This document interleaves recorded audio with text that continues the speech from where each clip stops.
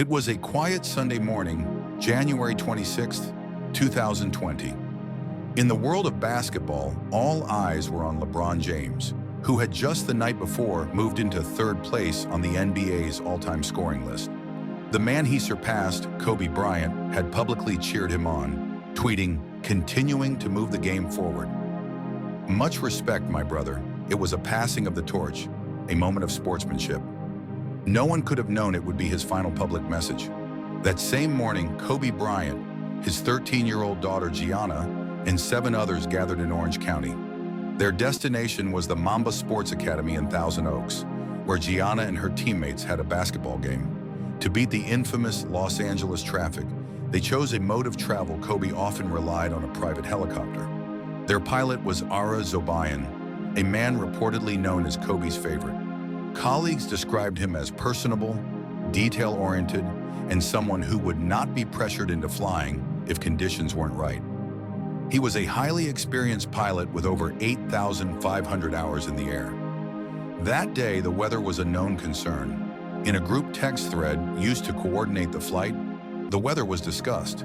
The night before, Zobayan had reportedly messaged, "Just checked and not the best day tomorrow, but it is not as bad as today."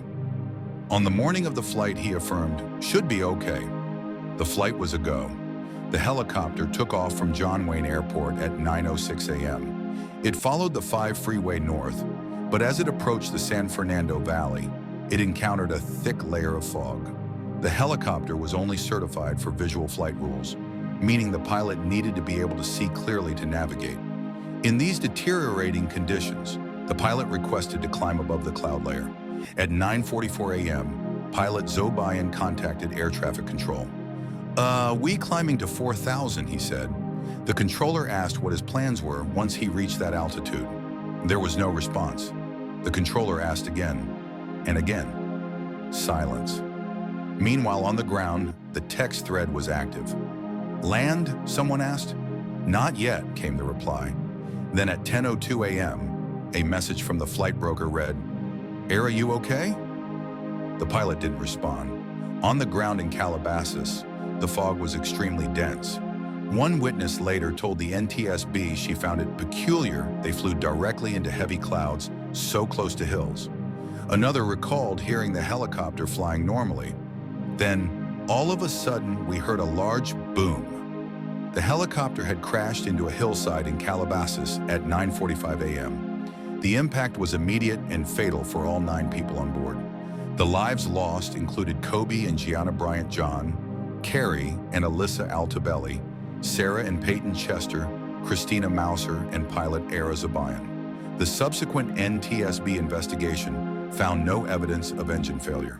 The report suggests the pilot likely experienced spatial disorientation in the fog.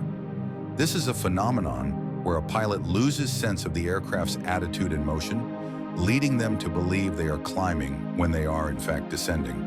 In its final report, the NTSB stated the probable cause was the pilot's decision to continue into deteriorating weather, leading to this disorientation and the tragic loss of control.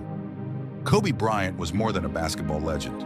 He was a 5-time NBA champion, an 18-time All-Star, and an Oscar-winning storyteller.